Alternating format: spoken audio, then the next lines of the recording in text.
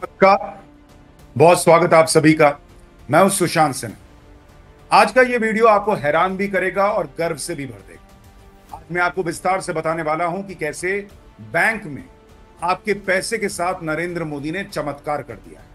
लेकिन भारत के विकास की सबसे शानदार कहानियों में से एक शुरू करूं और आपको बताऊं कि कैसे मोदी ने जो किया वो 11 मुल्कों के प्रधानमंत्री भी नहीं कर सकते थे। उससे पहले आपसे एक सवाल पूछना चाहता हूं। अगर मैं आपसे पूछूं कि भारत में सबसे ज्यादा मुनाफा कमाने वाली कंपनी आज की डेट में कौन है और आपको 4 ऑप्शंस भी दूं, ए रिलायंस, बी अडानी इंटरप्राइजेस, सी इंफोसिस या डी एसबीआई यानी स्टेट बैंक ऑफ इंडिया, मैं गारंटी के साथ कहता हूं कि आप में से 99.9% लोग ऑप्शन ए, बी या सी चुनेंगे। लेकिन आप हैरान रह जाएंगे ये जानकर कि सही जवाब है ऑप्शन डी यानी SBI, state bank of India. आपको सुनकर यकीन नहीं हो रहा होगा कि सबसे ज्यादा मुनाफा कमाने वाली company state bank of India है, सरकारी बैंक। ये यकीन से परे लग रहा है कि एक सरकारी बैंक देश की सबसे ज्यादा मुनाफा कमाने वाली कंपनी कैसे हो सकती है। तो यही वो चमत्कार है जो नरेंद्र मोदी ने करके दिखाया। ये वो चमत्कार भी है जिसने देश को और आपकी मेहनत की कमाई को बचा लिया। आज एक एक डिटेल बताऊंगा तो आपके मन में नरेंद्र मोदी के लिए इज्जत कई गुना और बढ़ जाएगी। सबसे पहले तो यह जान लीजिए कि मौजूदा वित्तीय वर्ष की पहली तिमाही में एसबीआई यानी स्टेट बैंक ऑफ इंडिया का मुनाफा 178%, 178% बढ़ गया। सुनकर ही किसी को शौक लगेगा कि किसी कंपनी का इतना बंपर मुनाफा, वो भी तब जब दुनिया भर की अर्थव्यवस्थाएं डूब रही हैं। ऊपर से सरकारी बैंक का मुनाफा गजब ही है। इतना ही नहीं, और सुनिए, दूसरे सरकारी बैंक्स का मुनाफा भी आसमान छू रहा है। सारे सरकारी बैंकों का मुनाफा मिलाकर 35,000 करोड़ रुपए के पार रहा है इस एक तिमाही में, जो पिछले साल के इसी समय के मुकाबले डबल है। फाइनेंशियल ईयर 2022-23 में तो सरकारी बैंक्स का कुल मुनाफा 1 लाख करोड़ के पार रहा। लेकिन अब असली कहानी शुरू होती है, और वो कहानी शुरू होती है इस सवाल से कि क्या भारतीय सरकारी बैंक हमेशा से ऐसे ही नोट छापने की मशीन थे? जवाब है नहीं। भारत के सरकारी बैंकों की हालत तो ये थी कि इनमें से कई तो आपका पैसा लेकर टाइटैनिक की तरह डूबने वाले थे। लेकिन तभी एंट्री हुई सिंघम स्टाइल में नरेंद्र मोदी, जिन्होंने बाबा बागेश्वर के स्टाइल में बैंकों की पर्ची खोल डाली और देश का सबसे बड़ा चमत्कार कर दिया। जिन लोगों ने हाल में सेव एसबीआई और सेव एलआईसी जैसा प्रोपेगेंडा फैलाया था, उनके लिए तो मोदी के चमत्कार की कहानी हार्ट अटैक लाने वाली है। लेकिन फिर भी दिल मजबूत करके सुन लीजिए। 2014 में नरेंद्र मोदी जब प्रधानमंत्री बने तब भारत का बैंकिंग सेक्टर बारूद के ढेर पर बैठा हुआ था। और सबसे दुखद तो यह है कि उसे बारूद की ढेर पर बैठाने की जिम्मेदारी एक ऐसी सरकार के माथे है जिसमें प्रधानमंत्री एक महान अर्थशास्त्री मनमोहन सिंह। लेकिन एक महान अर्थशास्त्री की सरकार ने देश की बैंकों का क्या हाल किया, और जिन नरेंद्र मोदी के लिए कहा जाता है कि उन्हें कुछ नहीं आता, उन्होंने आपके पैसे के साथ कैसे चमत्कार किया, ये आज आपको देखना चाहिए। कांग्रेस और उसके नामदारों की फोन बैंकिंग ने देश को बहुत नुकसान पहुंचाया। बैंकों ने ये जानते हुए भी कि उनके द्वारा दिए गए लोन की वापसी मुश्किल होगी, बस कुछ विशेष लोगों को लोन देना ही पड़ेगा, पता है नहीं आएगा, दो। मार्च 2014 जब यूपीए सरकार जाने की कगार पर थी, भारत के सरकारी बैंकों का मुनाफा 27% गिर गया। लेकिन जो हालात थे उससे तय था कि सरकारी बैंकों को अगले कई साल कोई मुनाफा होने ही वाला नहीं। इनफैक्ट उनका नुकसान 2 लाख करोड़ से भी ज्यादा का था। यानी आज जो बैंक एक साल में 1 लाख करोड़ का मुनाफा कमा रहे हैं, वो 2 लाख करोड़ के नुकसान पर बैठे हुए। यहीं से होती है नरेंद्र मोदी की एंट्री, जिन्होंने सत्ता में आते ही सबसे मुश्किल काम शुरू किया, और वो काम था भारतीय बैंकों की सालों की गंदगी को साफ करने। लेकिन ये काम बिल्कुल भी आसान नहीं। बैंकों ने सबसे पहले तो ये मानना शुरू किया कि जो नुकसान दिखाया गया है, दरअसल नुकसान उससे कहीं ज्यादा है। इसके बाद 2015 में मोदी सरकार ने एनपीए यानी बैंकों के नॉन परफॉर्मिंग एसेट्स की सही डिटेल निकालनी शुरू की। मोदी ने जो किया वो किसी चमत्कार से कम क्यों नहीं है, ये समझने के लिए पहले ये समझिए कि एनपीए होता क्या। एनपीए यानी non performing assets. Bank loan देते हैं और उस पर इंटरेस्ट कमाते हैं, इसी से बैंक चलते हैं। बैंक का लोन ही उसका एसेट होता है, क्योंकि भाई उसी से पैसा कमा रहे हैं। कोई लोन अगर नहीं चुकाता है तो बैंक को नुकसान होता है।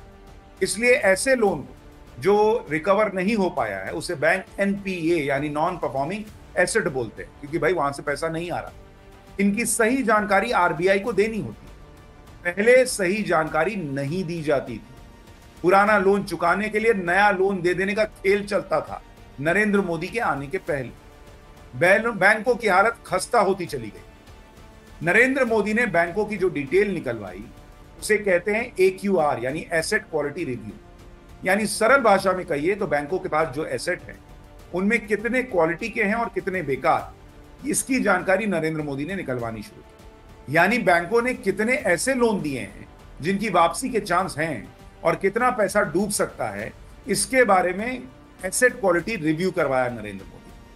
अब मोटे तौर पर 3 से 5% से ज्यादा NPA होता है तो वो बैंक के लिए खतरनाक माना जाता है। यानी बैंक ने मान लीजिए 100 रुपए का लोन बांट रखा और उसमें से 3 से 5 रुपए नहीं लौट रहा हो या लौटने में दिक्कत हो तो उसे खतरा माना जाता है। उसके ऊपर तो बवाल मान के चलिए कि भाई 3 से 5% से ज्यादा का NPA है तो समझिए बैंक और आपका पैसा दोनों डूबने की कगार पर। अब सुनिए कि कांग्रेस के राज में बैंकों का जो NPA 3 से 5% होना चाहिए था वो था कितना। कैनरा बैंक का NPA 12%, बैंक ऑफ महाराष्ट्र का NPA 19%, पंजाब नेशनल बैंक 18% के NPA पे बैठा हुआ था। IDBI, यूको और इंडियन ओवरसीज बैंक, इनका NPA 24 से 28%। और देश के सबसे बड़े बैंक जो सबसे ज्यादा कर्ज देता है SBI यानी स्टेट बैंक ऑफ इंडिया, इसका NPA 11%। सरकारी बैंकों का कुल NPA मिला लीजिए तो वो 15% के आसपास औसत बैठ रहा। यानी जो आंकड़ा 3 से 5% होना चाहिए वो 15%। हालात इतने खराब थे कि RBI ने तुरंत 21 सरकारी बैंकों में से 11 को special prompt corrective action framework में डाला। यानी इनको तुरंत नहीं देखा गया तो कांड हो जाएगा ऐसी वाली लिस्ट में डाल दिया। जैसे अस्पताल में किसी पेशेंट के लिए कहते हैं ना कि उसे तुरंत इलाज नहीं मिला तो भाई इसकी तो जान जा सकती है, वैसा ही हाल देश के 21 सरकारी बैंक्स में से 11 का हो रखा था यूपीए के जमाने। यानी मोदी सरकार ने तुरंत ताबड़तोड़ एक्शन लेना शुरू किया। बैंकिंग सेक्टर को तुरंत किसी झटके से बचाने के लिए उसमें 3 लाख करोड़ रुपए डाले गए। मतलब पेशेंट को इलाज चलते रहने के दौरान तुरंत ऑक्सीजन लगा दिया गया ताकि सांस चलती रहे, मौत ना हो और इलाज पूरा हो सके। इसके बाद कमजोर बैंकों का मजबूत बैंकों के साथ मर्जर एक और अहम कदम था जो नरेंद्र मोदी सरकार ने उठाया। लेकिन इसमें एक खतरा था कि कमजोर बैंक का जो बैड लोन है वो अच्छे और मजबूत बैंक को प्रभावित कर सकता था। इसलिए यह काम बहुत सावधानी से किया जाना और आखिरकार नरेंद्र मोदी ने यह काम किया और सब कुछ ठीक है। सबसे बड़ा गेम चेंजर कदम तो नरेंद्र मोदी सरकार ने उठाया, वो था इंसॉल्वेंसी एंड बैंकरप्सी कोड नाम का कानून लाना। जो लोग ये मानकर बैठे थे कि वो तो बिना लोन चुकाए बच जाएंगे, उनकी नाक में दम कर दिया नरेंद्र मोदी। इस कानून ने उनकी रातों की नींद उड़ा दी और नतीजा ये हुआ कि 2014 से अब तक 10 लाख करोड़ रुपए की रिकवरी हो चुकी है। इसके अलावा पुराना लोन चुकाने के लिए नया लोन लेने का जो खेल चल रहा था वो भी मोदी सरकार ने रोक दिया। आप सोचिए क्या सिस्टम चल रहा था कि पुराना लोन नहीं चुकाया और उसको चुकाने के लिए एक और नया लोन ले लिया। मतलब आप ही के पैसे से आपका लोन चुका रहे हैं। अगर आपने लोन नहीं चुकाया है तो नए बिजनेस के लिए लोन मिलना बंद हो गया। ये नरेंद्र मोदी ने किया। स्टॉक मार्केट से पैसा उठाना बंद करवा दिया। यानी मोदी ने देश के बैंकों के पैसे को अपनी बकौती समझने वालों के नाक में नकेल कर दिया। नतीजा यह हुआ कि आज कोई bank prompt corrective action list में नहीं है। यानी किसी भी बैंक की हालत ऐसी नहीं है कि उसे ऑक्सीजन पर रखना पड़े। सारे के सारे सरकारी बैंक आज की डेट में प्रॉफिट में आ चुके हैं। स्टेट बैंक ऑफ इंडिया का प्रॉफिट 178% रहा। बैंक ऑफ बड़ौदा का प्रॉफिट पहली तिमाही में इस साल 88% रहा। कैनरा बैंक का प्रॉफिट 75%। पंजाब नेशनल बैंक का प्रॉफिट छप्पड़ फाड़कर 307% पे चला गया। 2021-22 में सरकारी बैंकों का कुल प्रॉफिट 66,000 करोड़ रुपए था, जो 2022-23 के वित्तीय वर्ष में बढ़कर 1,04,000 करोड़ रुपए। इस साल की पहली तिमाही में प्रॉफिट 35,000 करोड़ ऑलरेडी आ चुका है। यानी जिन बैंकों के लिए एजेंडाधारियों ने पूरा माहौल बनाया कि नरेंद्र मोदी ने SBI से लोन दिलवा दिया अडानी को, वो SBI छप्पर फाड़कर मुनाफा कमा। अब आप खुद सोचिए कि नरेंद्र मोदी ने कैसे सबसे मुश्किल टास्क को न सिर्फ पूरा करके दिखाया बल्कि बैंक में रखा आपका पैसा बचा लिया। वरना ये बैंक डूबते तो करोड़ों घर बर्बाद हो जाते, देश बर्बाद होता सो अलग। लेकिन सवाल यह है कि बैंकिंग सिस्टम में इतना कचरा आया कहां से। आरबीआई के पूर्व गवर्नर रघुराम राजन ने संसदीय समिति के सामने 2018 में अपने लिखित बयान में कहा था कि इनमें से ज्यादातर बैड लोन 2006 से 2008 के बीच के, यानी यूपीए के जमाने के। इस वक्त बैंकों ने अनाप शनाप लोन दिए और सरकार भी या तो सोती रही या फोन कॉल पर लोन दिलवाने के आरोप से घिरी रही। आपको याद होगा कि कैसे एक फोन कॉल पर लोन मिलता था। ये एक बार प्रधानमंत्री मोदी ने भी बताया। हमारे देश में ये टेक्नोलॉजी तो अब आई, लेकिन उस समय एक स्पेशल परंपरा चल रही थी फोन बैंकिंग की। और इस फोन बैंकिंग का प्रसार उतना हुआ था, नामदार अगर फोन कर दें तो बैंकिंग और फोन पर कर्ज दिलाने वाले बेड़ा पार लोन मिल ही जाता था। रघुराम राजन से जब यह पूछा गया कि क्या ये लोन राजनीतिक दबाव में दिए गए थे, तो उन्होंने कभी सीधा जवाब तो नहीं दिया, लेकिन कहा था कि ज्यादातर लोन अच्छे संबंध रखने वाले प्रमोटर्स को दिए गए, जिनका लोन न चुकाने का ट्रैक रिकॉर्ड और इतिहास था। यानी आप खुद सोचिए, जिनके बारे में ऑलरेडी पता था कि ये लोन, पिछला लोन इन्होंने नहीं चुकाया है, क्योंकि उनकी सेटिंग गेटिंग थी तो उनको लोन दिया।